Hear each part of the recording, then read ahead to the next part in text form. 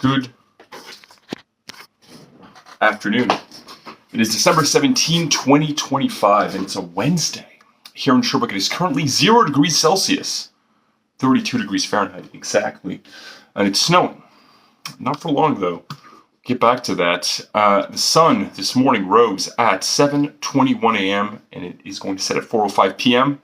It's 8 hours and 44 minutes of sunlight. I mean, technically the days are supposed to be getting shorter, but the amount of sunlight the past several days is not seem to be changing at all. So we're fast approaching the winter solstice. Today I've gotten not much accomplished yet. It's 1:29 p.m., but I'm about to get activated because it's as Steve Reich put it, it's going to rain. It's going to rain starting at 2 p.m. It's going to get up to 2 degrees Celsius, 35 degrees Fahrenheit. It's going to rain. But then it's going to go back down. We'll get to that in a moment. What I would like to get accomplished today, going to the grocery store. I must do that because I must eat. I must eat. It's just a basic part of being a human being. And I'm going to make myself some burritos. So I'll be able to freeze some and just store them and not have to think about making myself food for a few days at least. I also would like to do some laundry because I can, and I'm going to be staying home. What else? Let me look at my list. I have a list here. I want to do this weather report, which is great. I want to take a shower. I want to play Heavy Rain. I want to play Heavy Rain because I want to finish Heavy Rain because I want to get started back again on playing Red Dead Redemption 2. That is one of my goals for this winter, to just restart and then complete Red Dead Redemption 2 because I know that it's a great game that I love, but I haven't played in like a couple years really, and I'm pretty lost as far as the story goes. And I just want to go on an adventure in the desert. I mean, it starts in the winter, but I want to sort of escape the winter psychologically. That's pretty much it for today. I don't want to spend my time cooking, but that's okay. It's going to be fine. I'm going to get it done. I don't want to go out to the grocery store either because there's a lot of snow outside and it's going to rain soon, but I'm going to get it done. Because I know that all I want to do is just sit in front of my computer, but it's not going to make me feel good. And I understand that to feel good, I'm going to have to do things that I don't want to do first that will make me feel good later and make me feel the way that I would like to feel, which is good. Finished watching the first episode of season 2 of Fallout, which is good. Today I feel lonely, and lonely in general. I had some dreams in which I felt lonely. I don't really remember the details, but for the past couple of days I've been dreaming of, I think I might have been in a relationship or something, which again, I think I've talked about this before, but I'm undecided as to whether or not that's something I want in my life. Like, a part of me wants to be in a relationship, and I've never been in a actual relationship. Like, I've dated. Never been in an actual relationship. And it's like, have I not been in a relationship because I don't want to be in one really? Maybe not. I mean, I know the biggest hurdle is my issues with my self-esteem. But it goes deeper than that, I guess, in ways that I don't necessarily want to share right now, because I haven't really fully explored them. There's definitely parts that I'm ashamed about. But I guess it's unnecessarily vague. I guess it's like there are ways that I viewed people that I've like dated and like wanted to be in a relationship with that I don't like. And like maybe if I don't explore that and like figure out why I perceive those people in that particular way or those particular ways, that's not going to change. I'm going to repeat the same pattern. Um, and yeah, some time to think about that would be good, I guess.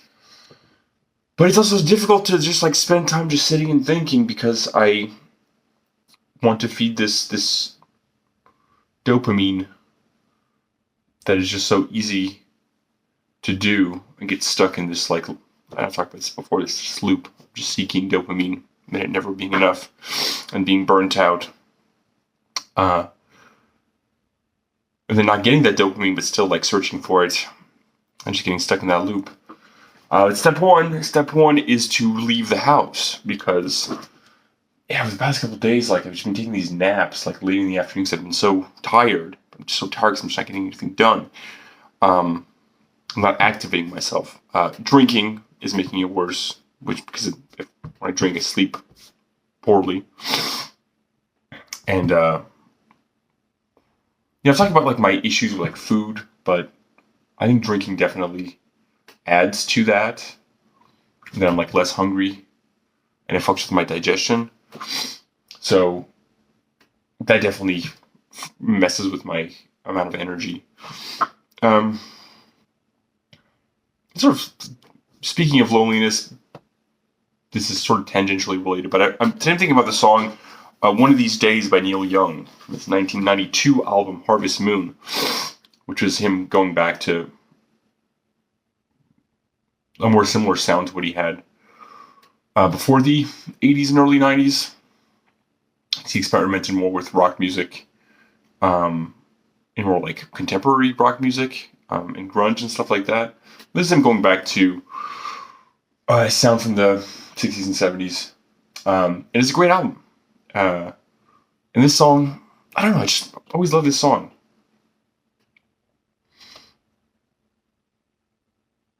You know, when he's talking about like all the friendships that he's made throughout his life. And I was sort of lost touch with a lot of people. And he's like, one of these days, I'm just going to sit down and write a long letter to all my good friends. But then I wondered, like, did he ever do that? Because that's one of the things that's like I find really sad about aging. Well, first becoming an adult and then just continuing to age as an adult is losing track of people and friendships fading away. And I really relate to this song as well because like I moved around a lot when I was younger.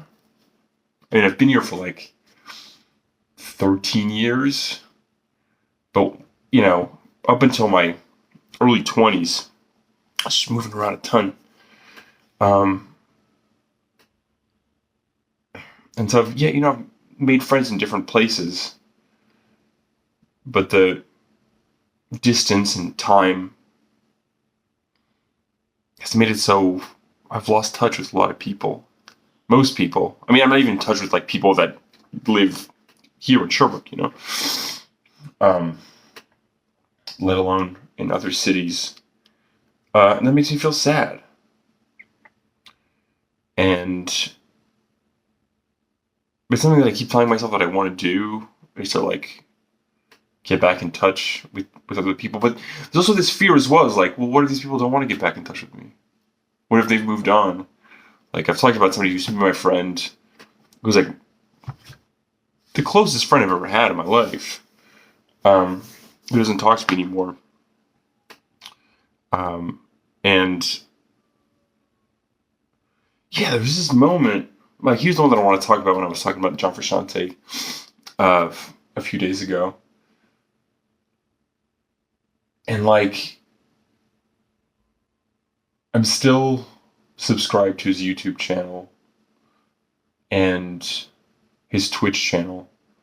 And sometimes when I get a notification that he's streaming on Twitch, I'll go and like look at the stream. And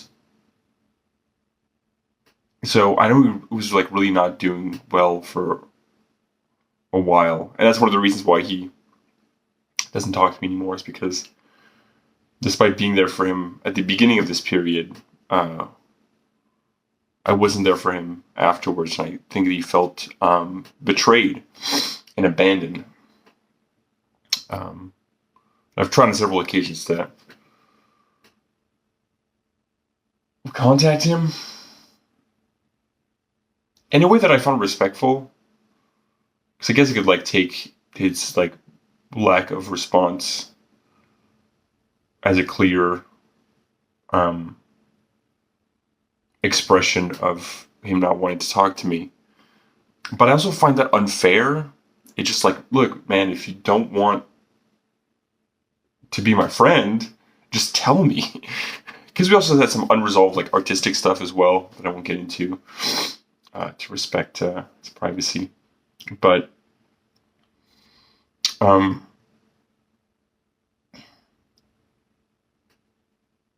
yeah, there was that part as well where it's just like I want to share this art that he was involved in, and I guess I'm going to get into it a bit. I wanted to share this art that he was involved in, and I'm actually heavily involved in. Um, but I'm like, I don't feel comfortable doing it if he doesn't agree, because his, yeah, I guess I won't get into it fully, but like, he was involved enough that it's like I thought it might be disrespectful. But eventually, I did just share because it's just like he agreed to it when we were making it, and he refused to respond to my request to try to get an answer as to whether or not he was okay with me putting it out. But anyway, and like, yeah, I wish you could say that I'm like over it, and despite understanding where he's coming from because I know him very well, I still feel like really hurt. Um, I know that he felt hurt, but I feel hurt, and I still feel like frustration. Um, Less anger. I was angry for a while, but now I'm more just sad. But like as you heard, there is still a little bit of anger left, right? Where I'm like, after all these years, and also I'm gonna stop trying to justify myself because like that's a part too where it's just like, well, like I was there for him for all these years. Like it's not a transaction, right? Love is not a transaction. I was there for him because I love him, right? And there's no point in like trying to tally up. Like anyway, that's just the part that I guess demonstrates the how hurt I feel. Like I deserve something, right? But anyway, the point is, I didn't expect to get into this right now, but the point is that I saw this video that he posted. It's like a short on YouTube of him with some friends just doing something silly. And he seemed really happy.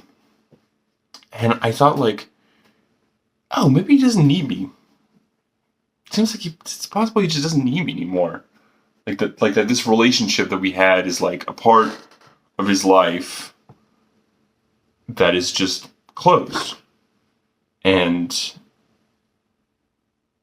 he can just be happy for the rest of happy or not, or just be a human being with the ups and downs of life. But he's got other people who have his back and who love him and who he can depend on. And the chapter of his life where I was a part of that is just, it's done. It's closed. And that makes me feel really sad. But at the same time, it's like, I'm not the main character in this situation, right? Like, I'm not the main character in his life. He's the main character in his life, right? And I think where I hope to be at some point is to just like, I mean, look, like, I'm not saying that's impossible that we're not going to reconnect at some point. I just can't depend on that possibility. And I think what I want to get to is to just like be happy that, hopefully he's happy, right? But it still makes me sad often. We're not friends anymore. Um, and so anyway, my point is that that goes back to like some of the, I guess some of the fear of trying to reconnect with people is that, yeah, people won't want to, and that like, oh, well, this is a closed chapter, the relationship that we had, right? Especially with people that I was like super close with before, and especially with like people that I like where we experience super like important formative parts of our growth, especially like as like teenagers and young adults, and like shared these really important steps in our development together, and that we're not going to share like the influence of that in a relationship going forward. Because like, I have friends who are still friends with their friends from high school, maybe not super close, but like still see them and can still like, yeah, there's a certain like type of closeness that you can only have with people you've known since you were like, your brain wasn't fully developed, I don't really have that right now. That makes me feel sad.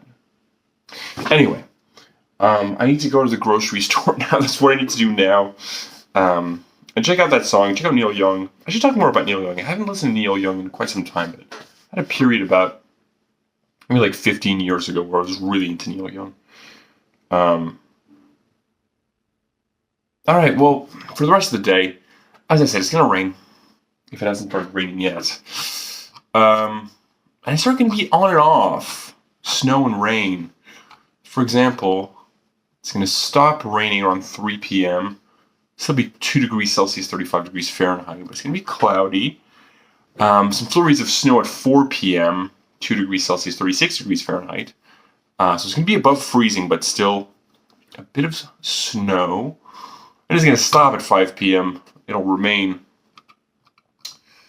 2 degrees Celsius, 36 degrees Fahrenheit. Then it's going to start snowing again at 6 p.m., 2 degrees Celsius, 36 degrees Fahrenheit. Then it's going to go up a degree. I usually don't go through the weather in such a granular way, but it's just the ups and downs. It's snowing, not snowing, raining, not raining, because it's going to be raining and snowing at 7 p.m., 3 degrees Celsius, 37 degrees Fahrenheit. Go back down to 2 degrees Celsius, 35 degrees Fahrenheit at 8 p.m. with some flurries of snow. Now, then we're going to get back to normal. It's going to go down to 1 degree, 0 degrees, negative 1 degrees. So 34 degrees, 32 degrees, 30 degrees in Fahrenheit. Can leave us off below freezing. Back to winter. All right. Here in Sherbrooke, there are going to be no beautiful blue skies, no golden sunshine all along the way, but at least it's warm, and I am going to get some things that I want to get accomplished. Everyone, have a great day.